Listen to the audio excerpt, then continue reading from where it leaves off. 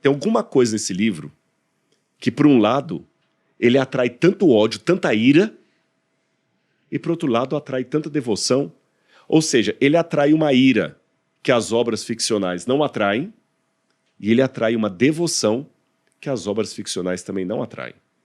E se eu pegar Star Wars e jogar numa cadeia, quantos criminosos deixarão de ser criminosos porque assistiram Star Wars ou leram um livro?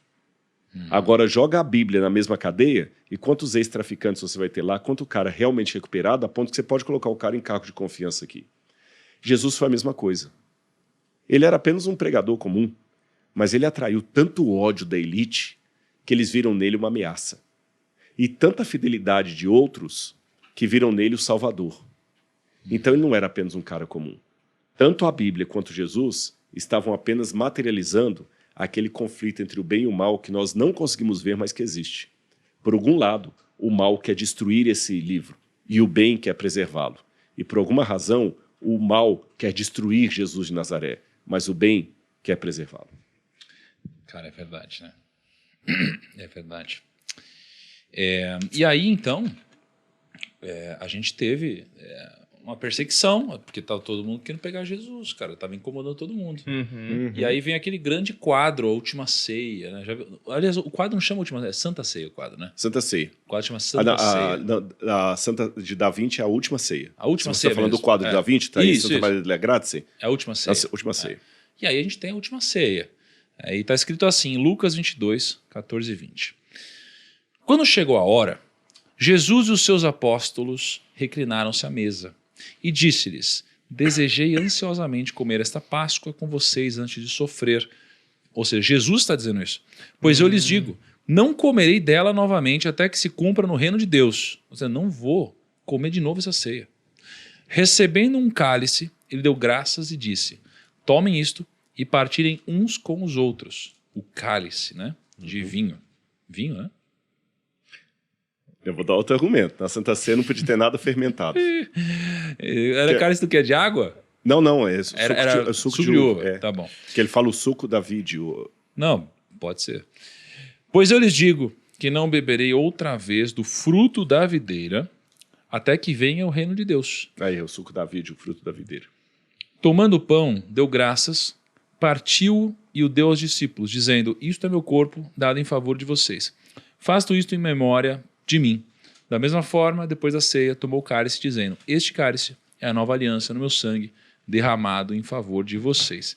E aqui, na Última Ceia, acontecem algumas coisas muito interessantes. Jesus ele prevê alguns acontecimentos. Ele sabia aí que ele ia ser pego? Ele Traído? Sabia. Ele é questionado, inclusive, por João, nesse caso, não é? E essa cena do questionamento de João, ela é surreal. Até como o Evangelho de João conta, é mais emblemático. Porque, veja bem, até quando eu perguntei, é a Santa Ceia de Leonardo da Vinci? Porque, geralmente, se a galera em casa não souber, depois dá uma olhada no Google aí, coloca assim, Última Ceia Leonardo da Vinci. Coloca nas imagens, vai aparecer para você.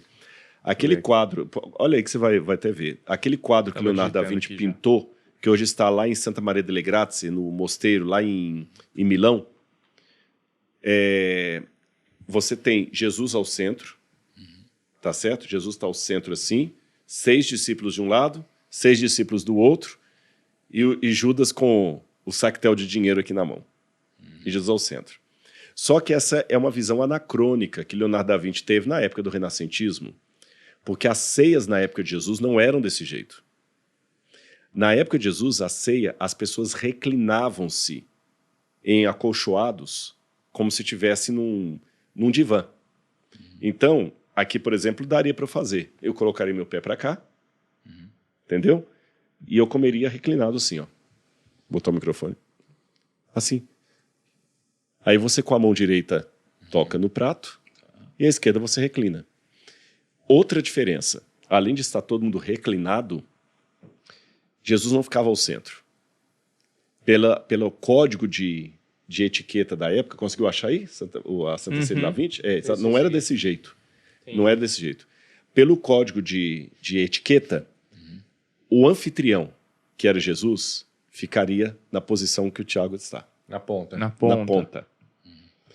E era geralmente em forma de U a mesa, em forma de U, triclínio. Jesus ficaria na ponta. De um lado dele ficava o convidado de honra e do outro lado o mais íntimo. Ao meio ficariam os convidados de maior autoridade. E do lado de cá, onde eu estou, ficariam os mais simples. Aqueles que não tinham... Porque havia toda uma hierarquia até na hora da comida.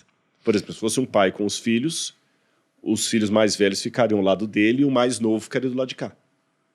Se fosse um empregado que tivesse o direito de comer com o seu senhor, os empregados ficavam do lado de cá na mesa. E o senhor lá. Entendeu o esquema? Entendi. Aí, quando você vai para o Evangelho de João, o Evangelho de João conta exatamente essa cena, mas eu vou ler que João dá um detalhe que os outros não dão. João diz assim, olha, quer ver? Pão. É na hora do pão, exatamente. E João fala assim, olha, João capítulo 13, versículo 21. Depois de dizer isso, Jesus se angustiou em espírito e disse, em verdade lhes digo, que um de vocês vai me trair. Então os discípulos olhavam uns aos outros sem saber de quem ele se referia, a quem ele se referia. Ao lado de Jesus estava reclinado um de seus discípulos, a quem ele amava.